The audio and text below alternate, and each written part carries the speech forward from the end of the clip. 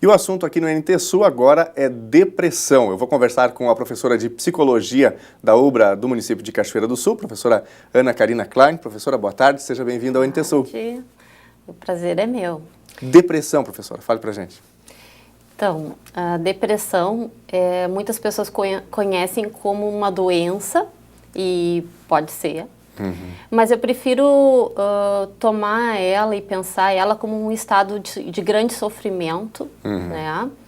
Em que qualquer pessoa pode ser vulnerável.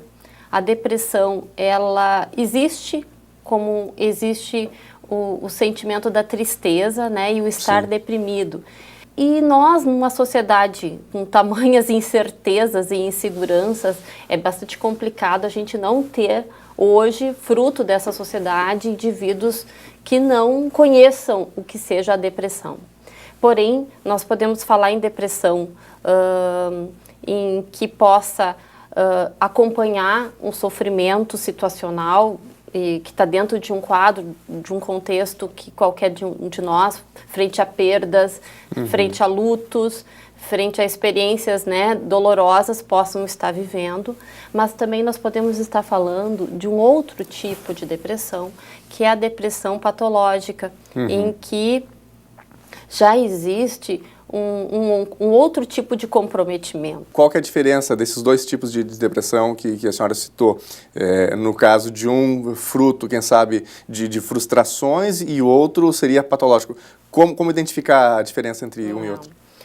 Quando existe, né, um ato suicida, existe um tipo de comprometimento em que a pessoa já internamente não consegue distinguir a morte de fora como a morte do seu eu, né? Essa experiência foi bem descrita pelo nosso Freud, né? Quando ele escreveu sobre luto e melancolia, e ele distinguiu claramente essa experiência, mostrando que no suicida existe uma identificação com a morte. E nós podemos, os especialistas podem identificar essa situação, né, na pessoa e, inclusive, podendo protegê-la e tirando dessa situação que muitas vezes as pessoas vêm pedir socorro. Claro. Né? Nós não sabemos, por redes sociais, temos algumas notícias que ele tenha chegado até o hospital e pedido ajuda.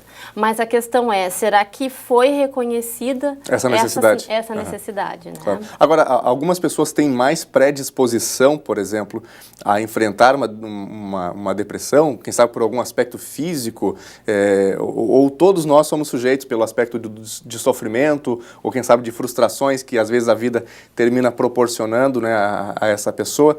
Como que funciona esse aspecto? Nós não podemos explicar essa situação por uma ou duas variáveis, né? O ser humano é dessa ordem da complexidade e então a gente também não pode resolver assim, dizendo que todo depressivo é um suicida. Isso está totalmente equivocado. Né? Até porque o depressivo pode ser entendido como um tipo de sofrimento que pode, inclusive, ajudá-lo em sua vida. A depressão ela está a favor de grandes elaborações e reparações importantes que o indivíduo vai fazer na sua vida. Então, a gente tem que ter muito cuidado para não se equivocar dizendo que um depressivo é um problemático. Isso não é verdade. Sim. Mas, certamente, uma personalidade que recorrentemente tenha essa situação de não ter conseguido ser cuidado, escutado, avaliado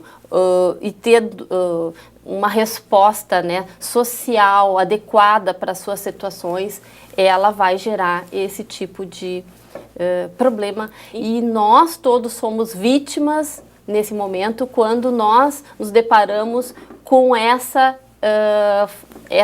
grande incerteza que é nos colocada. Será que podemos confiar nos outros, nas pessoas? Agora, eu imagino, professora, que seja um problema grave para nós, seres humanos, que muitas vezes nos deprimimos, nos frustramos com algumas situações da vida, exatamente para identificar quando é que eu preciso, por exemplo, buscar a ajuda de um profissional, né? Eu identificar que as minhas emoções, quem sabe, estejam debilitadas e que eu preciso uma ajuda médica, uma orientação psicológica, né? E quem sabe a pessoa às vezes até nem percebe por conta de algum distúrbio, ou enfim, aí cabe a quem? A família? Como que funciona esse processo? Nós procuramos ajuda quando alguma coisa nos incomoda. Existe alguma angústia que faz com que a gente se movimente e queira fazer alguma mudança. Né?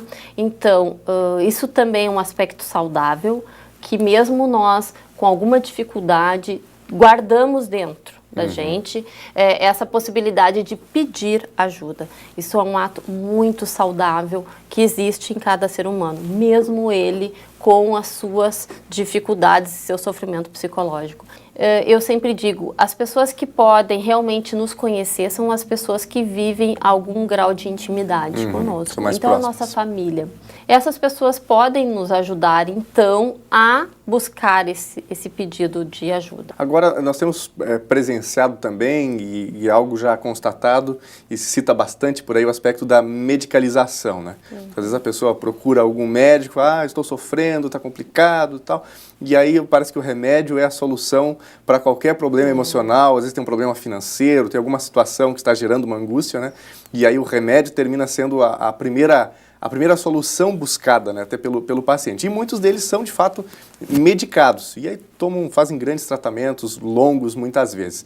Até que ponto uma depressão precisa ser tratada, de fato, com um remédio, com um medicamento? Ou, quem sabe, exista um problema que possa ser resolvido de alguma outra maneira, com a terapia? Como que a psicologia trabalha esses aspectos? Sim, muitas vezes não é a medicação que está adequada ao tratamento. A palavra, ela tem a possibilidade de nos curar, sim. No momento em que a gente pode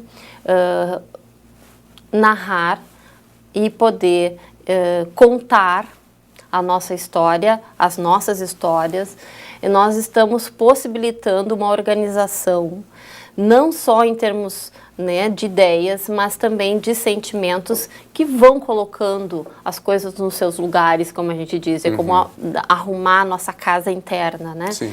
Agora, a medicalização, ela é uma tendência na atualidade, num mundo em que as pessoas têm sempre muita pressa e que existe um ideal, né, e um padrão que nos pressiona a ser feliz, a ter sucesso, a não errar, a ser pessoas quase que divindades, né? Então, realmente existe uma grande pressão em resolver as coisas instantaneamente. A medicação, ela pode ser muito bem indicada e ela está a nosso serviço, sim, né? Desde que bem orientada e podendo ter um diagnóstico claro para que ela possa fazer parte de um tratamento. O que a gente vê muitas vezes é a pessoa tentando buscar uma ajuda somente com a medicação e não fazendo o que lhe cabe de transformações, de reorganizações da sua vida pessoal. O que leva, quem sabe, a um crescimento da depressão, se é que isso de fato acontece, né? Pelo menos os números têm retratado uma certa tendência de crescimento nesse aspecto. Quem sabe, a maior informação que as pessoas têm e o diagnóstico está mais facilitado, ou quem sabe a nossa sociedade tem forçado um pouco isso e as pessoas estão de fato mais deprimidas, estamos mais deprimidos do que já fomos, quem sabe, no passado. Os estudos têm nos mostrado que a depressão é a doença do nosso tempo, né? Assim como em outros momentos da história, o sofrimento ele foi representado e exposto pelo ser humano com outros sintomas. Não é que não existia um sofrimento, mas o sofrimento ele acaba tendo uma via de canalização que a sociedade admite.